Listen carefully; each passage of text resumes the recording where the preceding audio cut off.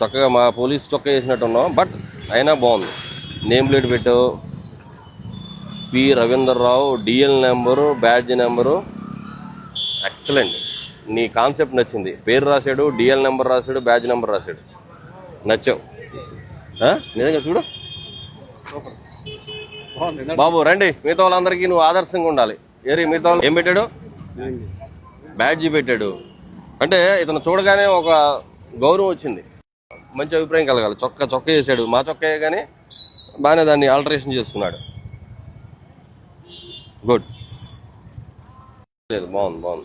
Shoe కూడా వేసాడు ఆయన, అన్నీ పర్ఫెక్ట్గా ఉన్నాయి. ఈయన ఎస్ఐ గారు, రిటైర్డ్ ఎస్ఐ గారు. ఓకే, ఈయన చేతుల మీదుగా నీకు సన్మానం చేయిస్తున్నాను నేను. పట్టుకోండి, చేయండి. క్లాప్ కొట్టండి. చక్కగా నువ్వు ఆ బ్యాండ్ వేసి పెట్టావు, ఎక్సలెంట్ ఉంటుంది. రేపు నుంచి నేను ఆటో డ్రైవర్గా మారుదాం అనుకుంటున్నాను. మంచి యూనిఫామ్